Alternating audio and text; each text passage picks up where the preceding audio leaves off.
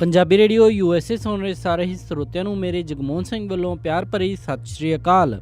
ਅੱਜ 29 ਦਸੰਬਰ ਦਿਨ ਵੀਰਵਾਰ ਪ੍ਰੋਗਰਾਮ ਲੈ ਕੇ ਹਾਜ਼ਰ ਹਾਂ ਅਪਡੇਟ ਅਮਰੀਕਾ, ਜਿਸ ਦੇ ਵਿੱਚ ਤੁਹਾਨੂੰ ਵਰਲਡ ਨਿਊਜ਼, ਅਮਰੀਕਾ ਦੀਆਂ ਨਿਊਜ਼, ਮੌਸਮ ਦੇ ਬਾਰੇ ਜਾਣਕਾਰੀ, ਇਕਨੋਮੀ ਦੀ ਜਾਣਕਾਰੀ, ਵੱਖ-ਵੱਖ ਕੰਟਰੀ ਦੇ ਹਿਸਾਬ ਨਾਲ ਕਰੰਸੀ ਐਕਸਚੇਂਜ ਰੇਟ ਅਤੇ ਸੋਨੇ ਅਤੇ ਚਾਂਦੀ ਦੇ ਭਾਅ ਦੱਸਾਂਗੇ। ਖਬਰਾਂ ਦੀ ਸ਼ੁਰੂਆਤ ਕਰਨ ਤੋਂ ਪਹਿਲਾਂ ਧੰਨਵਾਦ ਕਰਦੇ ਹਾਂ ਆਪਣੇ ਅੱਜ ਦੇ ਸਪਾਂਸਰ ਦਾ, ਜਿਨ੍ਹਾਂ ਨੇ ਇਸ ਪ੍ਰੋਗਰਾਮ ਦੇ ਵਿੱਚ ਸਹਿਯੋਗ ਪਾਇਆ। ਅੱਜ ਦੀਆਂ ਖਬਰਾਂ ਨੂੰ ਸਪਾਂਸਰ ਕਰ ਰਹੇ ਹਨ ਖਾਲਸਾ ਇੰਸ਼ੋਰੈਂਸ ਏਜੰਸੀ ਵਾਲੇ ਸੈਨ ਹੋਜ਼ੇ ਤੋਂ, ਜੋ ਕਿ ਹਰ ਪ੍ਰਕਾਰ ਦੀ ਇੰਸ਼ੋਰੈਂਸ ਕਰਦੇ ਹਨ ਅਤੇ ਕਿਸੇ ਵੀ ਤਰ੍ਹਾਂ ਦੀ ਇੰਸ਼ੋਰੈਂਸ ਦੀ ਜਾਣਕਾਰੀ ਦੇ ਲਈ ਤੁਸੀਂ ਇਹਨਾਂ ਨੂੰ ਕਾਲ ਕਰ ਸਕਦੇ ਹੋ 408 272 2500 ਤੇ। ਇਸ ਦੇ ਨਾਲ ਸੰਤੋਖ ਸਿੰਘ ਬਾਸੀ, ਪਰਮਜੀਤ ਕੌਰ ਜੀ ਬਾਸੀ ਫਰੀਮੌਂਟ ਤੋਂ, ਮਨਜੀਤ ਸਿੰਘ ਨਰਿੰਦਰ ਕੌਰ ਕੁਲਾਰ ਜੀ ਕਲੋਵਿਸ ਤੋਂ ਅਤੇ ਕੁਲਵਿੰਦਰ ਕੌਰ ਜੀ। ਜੇਕਰ ਤੁਸੀਂ ਵੀ ਇਸ ਪ੍ਰੋਗਰਾਮ ਨੂੰ ਜਾਂ ਪੰਜਾਬੀ ਰੇਡੀਓ USA ਦੇ ਕਿਸੇ ਵੀ ਹੋਰ ਪ੍ਰੋਗਰਾਮ ਨੂੰ ਸਪਾਂਸਰ ਕਰਨਾ ਚਾਹੁੰਦੇ ਹੋ ਤਾਂ ਤੁਸੀਂ ਕਾਲ ਕਰ ਸਕਦੇ ਹੋ 408 722 7698 ਤੇ, ਜਾਂ ਫਿਰ ਈਮੇਲ ਕਰ ਸਕਦੇ ਹੋ ਸਾਡੀ ਈਮੇਲ ਐਡਰੈਸ info@punjabiradiousa.com ਤੇ।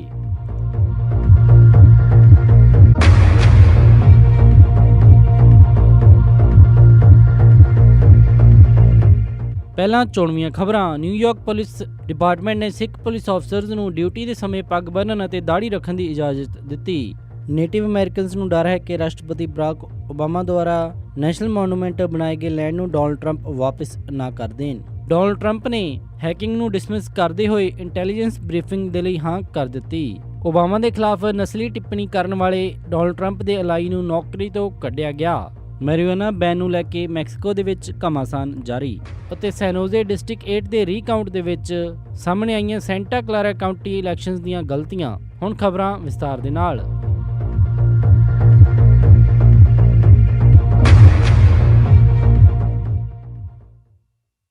ਨਿਊਯਾਰਕ ਦੇ ਵਿੱਚ ਵਧਦੇ ਹੋਏ ਸਿੱਖ ਭਾਈਚਾਰੇ ਦੀ ਬਹੁਤਾਤ ਨੂੰ ਸਨਮਾਨ ਕਰਦੇ ਹੋਏ ਨਿਊਯਾਰਕ ਸਿਟੀ ਪੁਲਿਸ ਡਿਪਾਰਟਮੈਂਟ ਨੇ ਹੁਣ ਆਪਣੇ ਸਿੱਖ ਪੁਲਿਸ ਅਫਸਰਜ਼ ਨੂੰ ਪੱਗ ਬੰਨ੍ਹਣ ਅਤੇ ਦਾੜ੍ਹੀ ਰੱਖਣ ਦੀ ਇਜਾਜ਼ਤ ਦੇ ਦਿੱਤੀ ਹੈ। ਨਿਊਯਾਰਕ ਪੁਲਿਸ ਡਿਪਾਰਟਮੈਂਟ ਦੇ ਕਮਿਸ਼ਨਰ ਜੇਮਸ ਓ'ਨੀਲ ਨੇ ਮੈਡੀਸਨ ਸਕੁਏਅਰ ਗਾਰਡਨ ਦੇ ਵਿੱਚ ਪੁਲਿਸ ਅਕੈਡਮੀ ਦੀ ਗ੍ਰੈਜੂਏਸ਼ਨ ਸੈਰੇਮਨੀ ਦੇ ਦੌਰਾਨ ਇਸ ਦੀ ਘੋਸ਼ਣਾ ਕੀਤੀ। ਉਹਨਾਂ ਨੇ ਕਿਹਾ ਕਿ ਉਹ ਚਾਹੁੰਦੇ ਹਨ ਕਿ ਨਿਊਯਾਰਕ ਸਿਟੀ ਦੇ ਵਿੱਚ ਹਰ ਇੱਕ ਨੂੰ, ਹਰੇਕ ਧਰਮ ਦੇ ਵਿਅਕਤੀ ਨੂੰ ਦੇਸ਼ ਦੇ ਸਭ ਤੋਂ ਵੱਡੇ ਪੁਲਿਸ ਡਿਪਾਰਟਮੈਂਟ ਦੇ ਵਿੱਚ ਕੰਮ ਕਰਨ ਦਾ ਮੌਕਾ ਮਿਲੇ, ਅਤੇ ਉਹਨਾਂ ਨੇ ਕਿਹਾ ਕਿ ਉਹ ਪੱਗਾਂ ਵਾਲੇ ਸਿੱਖ ਅਫਸਰਜ਼ ਦੇ ਨਾਲ ਖੜ ਕੇ ਖੁਦ ਨੂੰ ਹੋਰ ਜ਼ਿਆਦਾ ਸੁਰੱਖਿਅਤ ਮਹਿਸੂਸ ਕਰਦੇ ਹਨ ਅਤੇ ਤਾਕਤਵਰ ਮਹਿਸੂਸ ਕਰਦੇ ਹਨ। ਨਿਊਯਾਰਕ ਪੁਲਿਸ ਡਿਪਾਰਟਮੈਂਟ ਦੇ ਵਿੱਚ ਸਿੱਖ ਪੁਲਿਸ ਅਫਸਰਜ਼ ਨੂੰ ਹੁਣ ਨੇਵੀ ਬਲੂ ਦੇ ਰੰਗ ਦੀ ਪੱਗ ਬੰਨ੍ਹਣ ਦੀ ਇਜਾਜ਼ਤ ਮਿਲੀ ਹੈ। ਸਿੱਖ ਪੁਲਿਸ ਅਫਸਰਜ਼ ਹੁਣ ਟ੍ਰੈਡੀਸ਼ਨਲ ਪੁਲਿਸ ਦੀਆਂ ਕੈਪਸ ਦੀ ਬਜਾਏ ਨੇਵੀ ਬਲੂ ਪੱਗਾਂ ਬੰਨ੍ਹ ਸਕਦੇ ਹਨ ਅਤੇ ਉਹਨਾਂ ਨੂੰ NYPD ਦਾ ਇਨਸਾਈਨ ਉਸ ਦੇ ਉੱਤੇ ਅਟੈਚ ਕਰਨਾ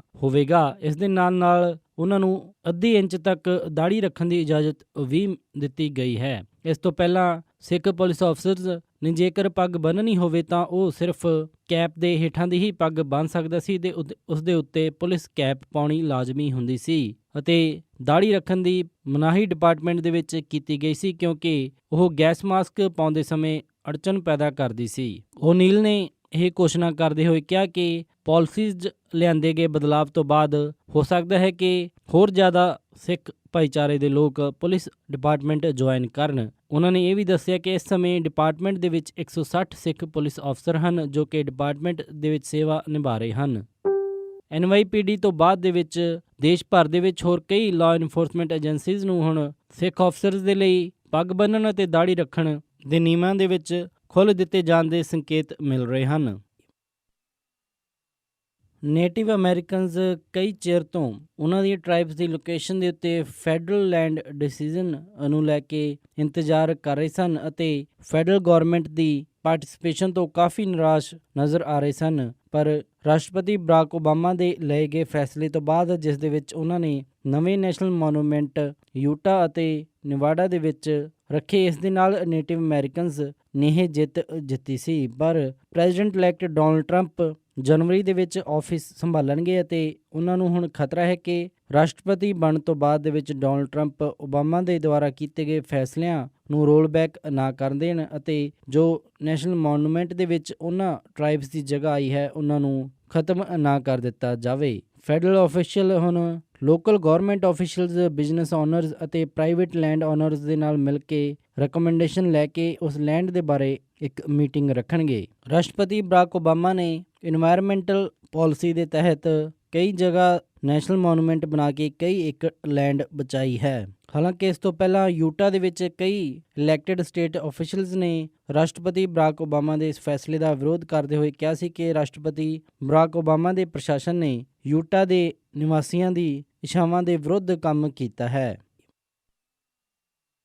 ਪ੍ਰੈਜ਼ੀਡੈਂਟ ਇਲੈਕਟ ਡੋਨਾਲਡ ਟਰੰਪ ਨੇ ਰਸ਼ੀਆ ਦੁਆਰਾ ਕੀਤੀ ਗਈ ਹੈਕਿੰਗ ਦੇ ਮਾਮਲੇ ਨੂੰ ਡਿਸਮਿਸ ਕਰਦੇ ਹੋਏ ਕਿਹਾ ਕਿ ਉਹ ਇੰਟੈਲੀਜੈਂਸ ਆਫੀਸ਼ੀਅਲਸ ਦੇ ਨਾਲ ਇੱਕ ਇੰਟੈਲੀਜੈਂਸ ਬਰੀਫਿੰਗ ਲੈਣਗੇ ਅਤੇ ਉਸ ਤੋਂ ਬਾਅਦ ਹੀ ਇਸ ਮਾਮਲੇ ਦੇ ਉੱਤੇ ਕੋਈ ਆਪਣਾ ਪਹਿਲੂ ਸਾਹਮਣੇ ਰੱਖਣਗੇ। ਡੋਨਾਲਡ ਟਰੰਪ ਨੇ ਇਹ ਫੈਸਲਾ ਰਾਸ਼ਟਰਪਤੀ ਬਰਾਕ ਓਬਾਮਾ ਦੇ ਦੁਆਰਾ ਰਸ਼ੀਆ ਦੇ ਉੱਤੇ ਲਾਏ ਗਏ ਸੈਂਕਸ਼ਨਸ ਤੋਂ ਬਾਅਦ ਦੇ ਵਿੱਚ ਲਿਆ। ਰਾਸ਼ਟਰਪਤੀ ਬਰਾਕ ਓਬਾਮਾ ਨੇ ਰਸ਼ੀਆ ਦੇ ਉੱਤੇ ਸੈਂਕਸ਼ਨਸ ਲਾਉਂਦੇ ਹੋਏ ਉਹਨਾਂ ਦੇ 35 ਆਫੀਸ਼ੀਅਲਸ ਉਹਨਾਂ ਦੇ ਦੇਸ਼ ਨੂੰ ਵਾਪਸ ਘੱਲ ਦਿੱਤੇ ਹਨ। ਰਾਸ਼ਟਰਪਤੀ ਬਰਾਕ ਓਬਾਮਾ ਨੇ ਕਿਹਾ ਕਿ ਰਸ਼ੀਆ ਨੇ ਜਾਣਬੁੱਝ ਕੇ US ਇਲੈਕਸ਼ਨ ਦੇ ਵਿੱਚ ਇੰਟਰਫੇਅਰ ਕਰਨ ਦੀ ਕੋਸ਼ਿਸ਼ ਕੀਤੀ ਹੈ ਤੇ ਇਸ ਨੂੰ ਕਦੇ ਵੀ ਬਰਦਾਸ਼ਤ ਨਹੀਂ ਕੀਤਾ ਜਾਏਗਾ। ਹਾਲਾਂਕਿ ਡੋਨਾਲਡ ਟਰੰਪ ਦਾ ਇਸ ਦੇ ਉੱਤੇ ਕਹਿਣਾ ਸੀ ਕਿ ਇਨਸਾਨ ਅੱਜ ਕੱਲ੍ਹ ਕੰਪਿਊਟਰ ਦਾ ਗੁਲਾਮ ਹੁੰਦਾ ਜਾ ਰਿਹਾ ਹੈ ਤੇ ਕੰਪਿਊਟਰ ਨੇ ਇਨਸਾਨ ਦੀ ਲਾਈਫ ਕਾਫੀ ਕੰਪਲਿਕੇਟ ਕਰ ਦਿੱਤੀ ਹੈ ਤੇ ਕੰਪਿਊਟਰ ਦੀ ਇਸ ਜ਼ਮਾਨੇ ਦੇ ਵਿੱਚ ਕਿਸੇ ਨੂੰ ਵੀ ਸਹੀ ਤਰ੍ਹਾਂ ਨਹੀਂ ਪਤਾ ਕਿ ਕੀ ਹੋ ਰਿਹਾ ਹੈ। ਉਹਨਾਂ ਨੇ ਕਿਹਾ ਕਿ ਭਾਵੇਂ ਸਾਡੇ ਕੋਲ ਇੰਟਰਨੈਟ ਦੀ ਸਪੀਡ ਕਾਫੀ ਜ਼ਿਆਦਾ ਆ ਚੁੱਕੀ ਹੈ ਪਰ ਹਜੇ ਵੀ ਇੰਟਰਨੈਟ ਦੇ ਉੱਤੇ ਜੋ ਸਿਕਿਉਰਿਟੀ ਚਾਹੀਦੀ ਹੁੰਦੀ ਹੈ ਉਹ ਸਾਡੇ ਕੋਲ ਨਹੀਂ ਹੈ।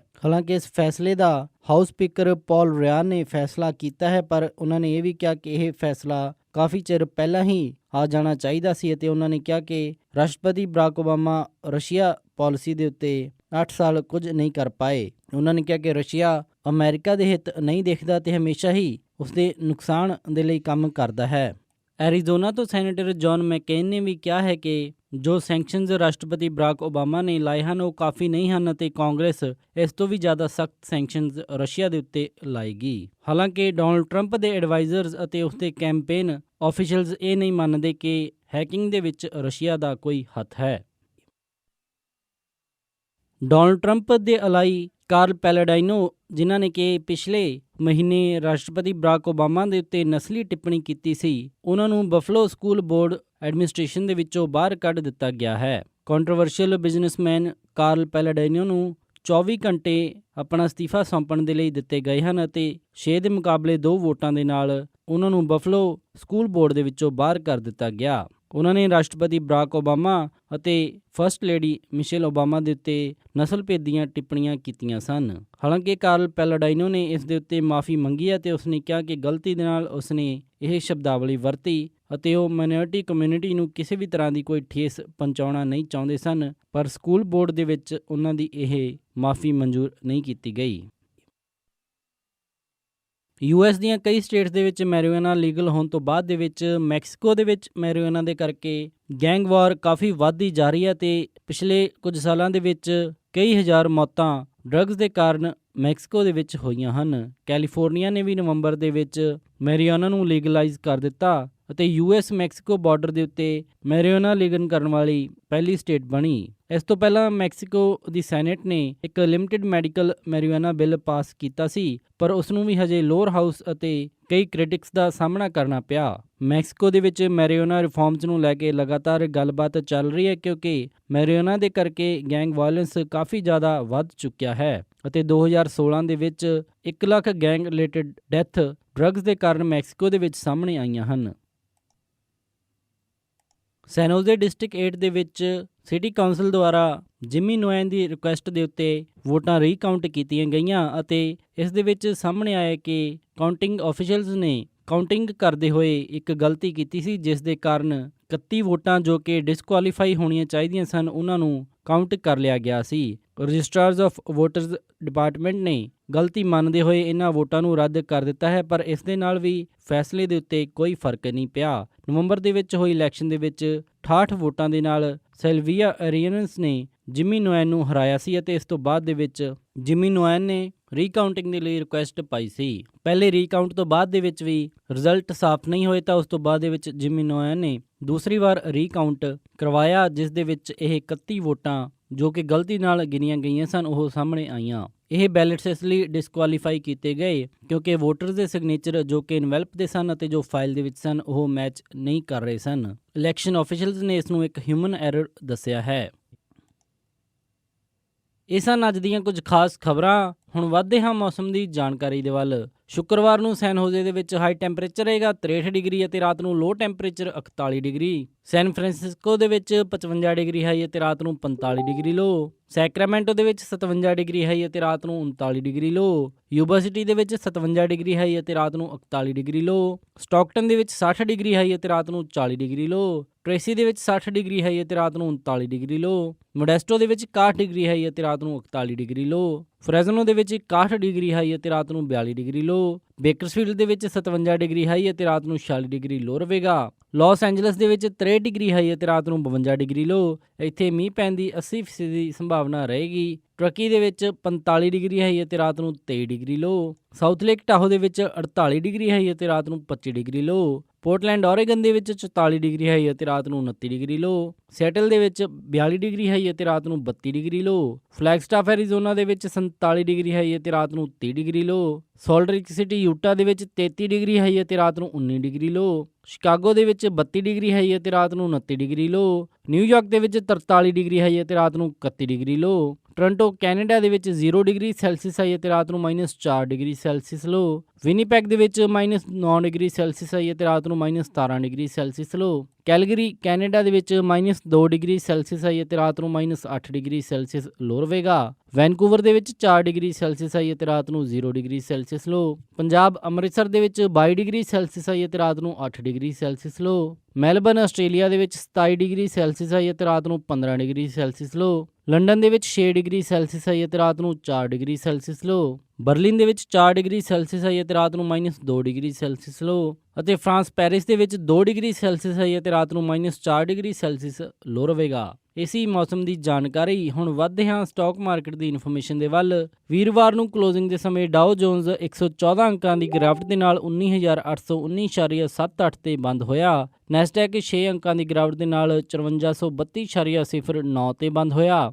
S&P 14 ਅੰਕਾਂ ਦੀ ਗਿਰਾਵਟ ਦੇ ਨਾਲ 2249.26 ਤੇ ਬੰਦ ਹੋਇਆ ਅਤੇ ਵਿਲਸ਼ਰ 5000 23,524.43 ਤੇ ਬੰਦ ਹੋਇਆ। ਅੱਜ ਦਾ ਸਭ ਤੋਂ ਮਸ਼ਹੂਰ ਸਟਾਕ ਟੈਸਲਾ ਦਾ ਰਿਹਾ, ਜਿਸ ਦੀ ਕੀਮਤ 214.71 ਰਹੀ। ਕਰੰਸੀ ਐਕਸਚੇਂਜ ਰੇਟ ਦੇ ਵਿੱਚ ਇੱਕ US ਡਾਲਰ ਦੀ ਕੀਮਤ ਰਹੀ 67.92, ਇੱਕ ਕੈਨੇਡੀਅਨ ਡਾਲਰ ਦੀ ਕੀਮਤ ਰਹੀ 50.39, ਇੱਕ ਬ੍ਰਿਟਿਸ਼ ਪਾਉਂਡ ਦੀ ਕੀਮਤ ਰਹੀ 83.44, ਇੱਕ ਆਸਟ੍ਰੇਲੀਅਨ ਡਾਲਰ ਦੀ ਕੀਮਤ ਰਹੀ 49.17, ਇੱਕ ਯੂਰੋ ਦੀ ਕੀਮਤ ਰਹੀ 71.59, ਇੱਕ ਨਿਊਜ਼ੀਲੈਂਡ ਡਾਲਰ ਦੀ ਕੀਮਤ ਰਹੀ 47.30, ਇੱਕ ਸਿੰਗਾਪੁਰ ਡਾਲਰ ਦੀ ਕੀਮਤ ਰਹੀ 47.01, ਇੱਕ ਬਹਿਰੀਨੀ ਦਿਨਾਰ ਦੀ ਕੀਮਤ ਰਹੀ 180.13 ਅਤੇ ਇੱਕ ਕੁਵੈਤੀ ਦਿਨਾਰ ਦੀ ਕੀਮਤ ਰਹੀ 221.88। ਸੋਨੇ ਦਾ ਰੇਟ $1161.78 ਪਰ ਆਉਂਸ ਰਿਹਾ ਅਤੇ ਚਾਂਦੀ $16.23 ਪਰ ਆਉਂਸ ਰਹੀ। ਇਸੇ ਦੇ ਨਾਲ ਅੱਜ ਦਾ ਇਹ ਖਬਰਾਂ ਦਾ ਬੁਲੇਟਿਨ ਇੱਥੇ ਹੀ ਸਮਾਪਤ ਕਰਦੇ ਹਾਂ। ਇਜਾਜ਼ਤ ਦਿਓ। ਉਮੀਦ ਹੈ ਕਿ ਤੁਹਾਨੂੰ ਅੱਜ ਦਾ ਇਹ ਪ੍ਰੋਗਰਾਮ ਪਸੰਦ ਆਇਆ ਹੋਵੇਗਾ। ਕਿਸੇ ਵੀ ਤਰ੍ਹਾਂ ਦੇ ਫੀਡਬੈਕ ਦੇ ਲਈ ਤੁਸੀਂ ਸਾਨੂੰ ਕਾਲ ਕਰ ਸਕਦੇ ਹੋ 408-272-5200 ਤੇ ਜਾਂ ਫਿਰ ਈਮੇਲ ਕਰ ਸਕਦੇ ਹੋ ਸਾਡੇ ਈਮੇਲ ਐਡਰੈਸ info@punjabiradiousa.com ਤੇ।